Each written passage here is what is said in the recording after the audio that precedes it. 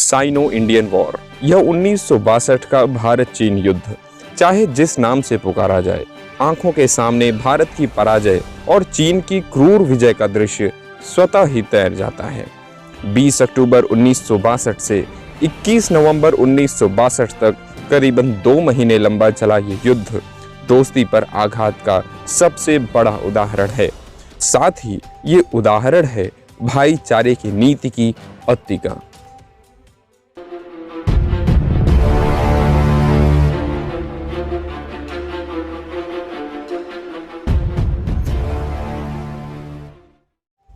नमस्कार, जय हिंद। आप देख रहे हैं हिंदी और हिंदुस्तान कहानी भारत की शौर्य की सीरीज के इस वीडियो में आपका स्वागत है। मैं हूं अक्षय प्रताप सिंह। विषय वस्तु संकलन है वैभव त्रिपाठी का। आपने वो कहावत तो सुनी ही होगी कि अति सर्वत्र वर्जते, यानी किसी भी बात की अति विनाश का कारण बनती है, चाहे वो बात अच्छी हो या बुरी। कुछ ऐसी ही परिस्थिति थी भारत के प्रथम प्रधानमंत्री जवाहरलाल नेहरू और उनके हिंदी चीनी भाई भाई नारे के चलते भारत की। ये कहानी उस युद्ध की है जिसकी शुरुआत दोस्ती से हुई थी। आपको बता दें कि 1947 में भारत की आजादी के बाद से ही दोनों देशों के बीच मैत्री संबंध स्थापित हो गए थे। और यही नहीं, नेहरू सरकार ने इंतहा तो तब कर दी जब संयुक्त राष्ट्र परिषद में स्थायी स्थान मिलने पर भी बिना कुछ सोचे समझे ही वो स्थान चीन को दिलवाने के लिए दुनिया भर में समर्थन एकत्रित करने लग गए। हालांकि उस दौरान तत्कालीन गृह मंत्री सरदार पटेल ने इस मुद्दे पर अपनी एक चिट्ठी में नेहरू को आगाह करते हुए लिखा था कि भले ही हम चीन को अपने मित्र के तौर पर देखते हों, लेकिन तिब्बत के मसले को लेकर चीन की कम्युनिस्ट सरकार कभी भी हम पर हमला कर सकती है। लेकिन नेहरू ने अपनी कूटनीतिक समझ के भ्रम के चलते पटेल की उस चेतावनी को सिरे से नजरअंदाज कर दिया। हालांकि चीन के एक शीर्ष रणनीतिकार वांग जिसी ने इस युद्ध की 50वीं सालगिरह पर सन 2012 में इस युद्ध के असली कारण को लेकर यह दावा किया था कि सत्ताधारी चीनी कम्युनिस्ट पार्टी के संस्थापकों में से एक रहे माओ त्से तुंग ने पार्टी पर अपनी कमजोर पड़ती पकड़ को वापस मजबूत करने के लिए भारत के साथ युद्ध को अंजाम दिया। लेकिन फिर इसे लेकर मन में कुछ सवाल भी उठते हैं, जैसे क्या इस युद्ध के होने और इस युद्ध को चीन द्वारा जीतने के पीछे केवल माओ त्से तुंग ही जिम्मेदार थे? क्या ये सच नहीं कि युद्ध के दौरान नेहरू नेपाल के तथा रक्षा मंत्री कृष्ण मेनन लंदन के दौरों पर व्यस्त थे? क्या एक ऐसा देश जिस पर हमला हो रहा हो, उसके प्रधानमंत्री और रक्षा मंत्री के लिए अपने देश में रहकर अपनी सेना का हौसला बढ़ाने से ज्यादा जरूरी विदेश दौरा हो सकता है? क्या वास्तव में उस युद्ध के दौरान भी भारत का यूं शांतिदूत बने रहना उचित था? और ये सवाल बेवजह नहीं है, बल्कि इसके पीछे का कारण ये है कि युद्ध के मुंह पर खड़ा होने के बावजूद भारतीय सेना की गोलियों की कमी को पूरा नहीं किया गया। साथ ही सैनिकों को ठंड से बचने के लिए मोटे कपड़े, कैनवास के कपड़ों के जूतों की जगह बर्फ में चलने वाले जूतों जैसी मूलभूत सुविधाओं से भी वंचित रखा गया था।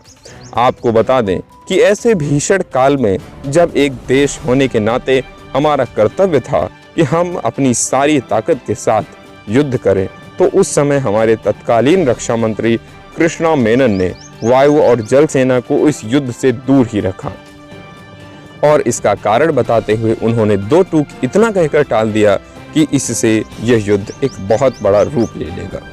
अब ये अलग बात है कि मेनन साहब के लिए शायद भारत की सुरक्षा से ज्यादा इस युद्ध को छोटे पैमाने पर समेटे रहना ही था।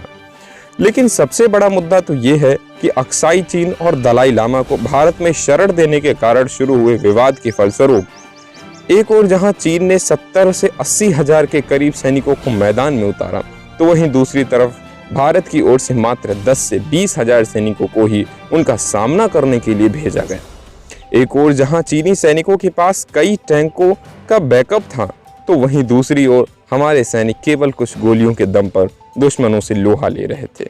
अब ये या तो नेहरू का मेनन पर अत्यधिक विश्वास था या खुद की कूटनीतिक चतुराई पर घमंड कि उन्होंने विश्व शांति के नाम पर करीबन 1400 वीरों की कुर्बानी दे दी।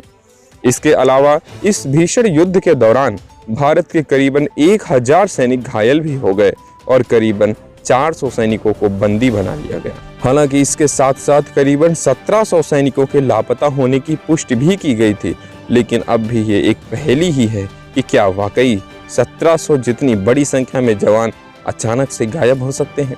कहीं ऐसा तो नहीं कि ये 1700 भी उन्हीं 400 जवानों के साथ ही गुप्त रूप से युद्धबंदी बना लिए गए थे।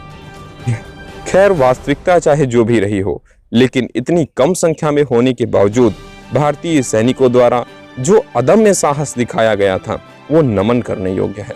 हालांकि भारत ने वो युद्ध गंवा दिया था, लेकिन इसी के साथ चीन ने भी कुछ गंवा दिया था।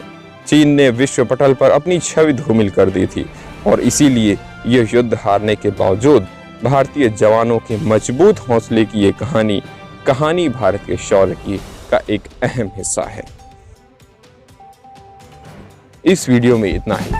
आपसे मुलाकात होगी अगले शनिवार को कहानी भारत के शौर्य की सीरीज के अगले एपिसोड के साथ। हमारे चैनल को जरूर सब्सक्राइब कर बेल आइकन को क्लिक कर दें, जिससे आप हमारी आने वाली वीडियो की नोटिफिकेशन पा सकेंगे।